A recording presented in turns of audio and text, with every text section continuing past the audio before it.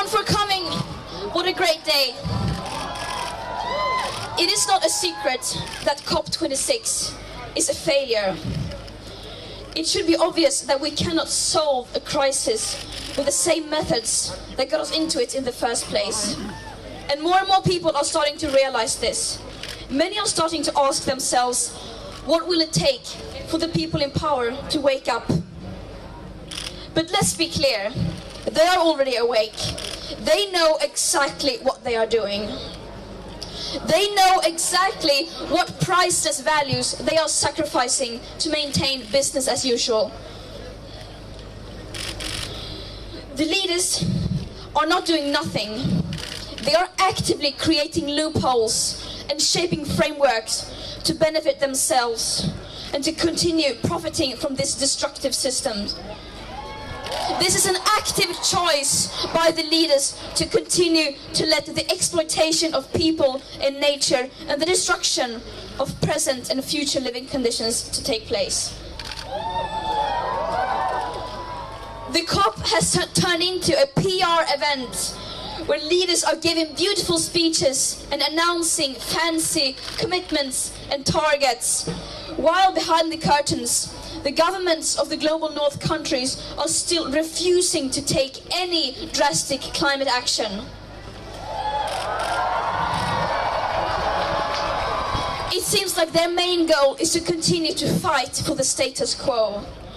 And COP26 has been named the most exclusionary COP ever. This is no longer a climate conference. This is now a global North Greenwash Festival. A 2-week-long celebration of business as usual and blah, blah, blah. The most affected people in the most affected areas still remain unheard. And the voices of future generations are drowning in their greenwash and empty words and promises. But the facts do not lie, and we know that our emperors are naked. To stay below the target set in the Paris Agreement and thereby minimizing the risk of setting off irreversible chain reactions beyond human control, we need immediate, drastic, annual emission cuts unlike anything the world has ever seen. And as we don't have the technological solutions that alone will do anything even close to that, that means we will have to fundamentally change our society. And this is the uncomfortable result of our leaders' repeated failure to address this crisis. At the current emissions rates, our remaining CO2 budgets to give us the best chances of staying below 1.5 degrees Celsius will be gone within the end of this decade.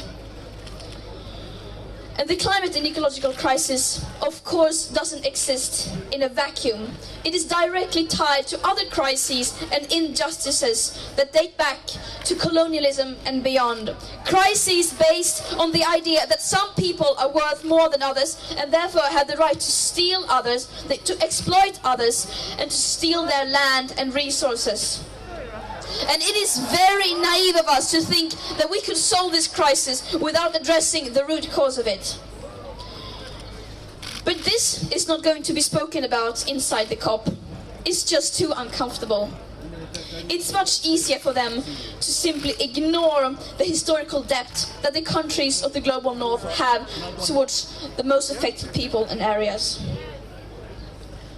And the question we must now ask ourselves is, what is it that we are fighting for? Are we fighting to save ourselves and the living planet? Or are we fighting to maintain business as usual? Our leaders say that we can have both. But the harsh truth is that that is not possible in practice. The people in power can continue to live in their bubble filled with their fantasies, like eternal growth on a finite planet, and technological solutions that will suddenly appear seemingly out of nowhere and will erase all of these crises just like that. All this while the world is literally burning on fire, and while the people living on the front lines are still bearing the brunt of the climate crisis. They can continue to ignore the consequences of their inaction, but history will judge them poorly, and we will not accept it.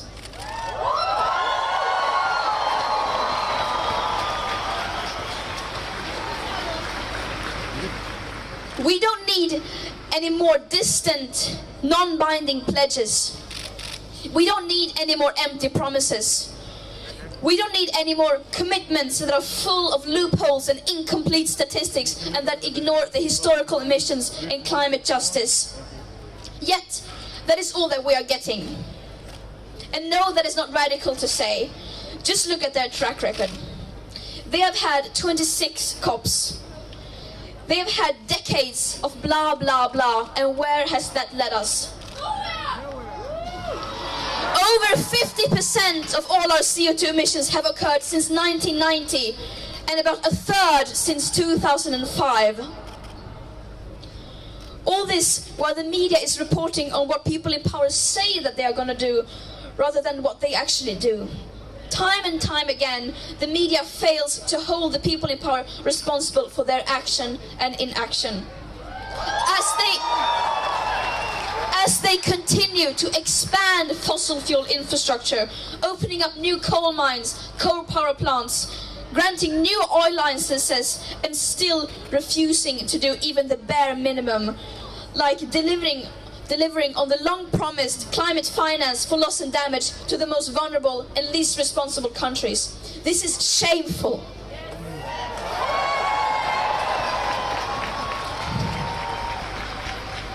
Some people say that we are being too radical, but the truth is that they are the ones who are radical. Fighting to save our life-supporting systems isn't radical at all. Believing that our civilization as we know it can survive a 2.7 degree or a 3 degree hotter world, on the other hand, is not only extremely radical, it's pure madness.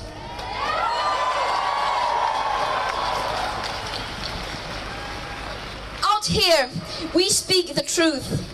The people in power are obviously scared of the truth. Yet, no matter how hard they try, they cannot escape from it. They cannot ignore the scientific consensus, and above all, they cannot ignore us, the people, including their own children. They cannot ignore our screams as we reclaim our power. We are tired of their blah blah blah. Our leaders are not leading. This is what leadership looks like.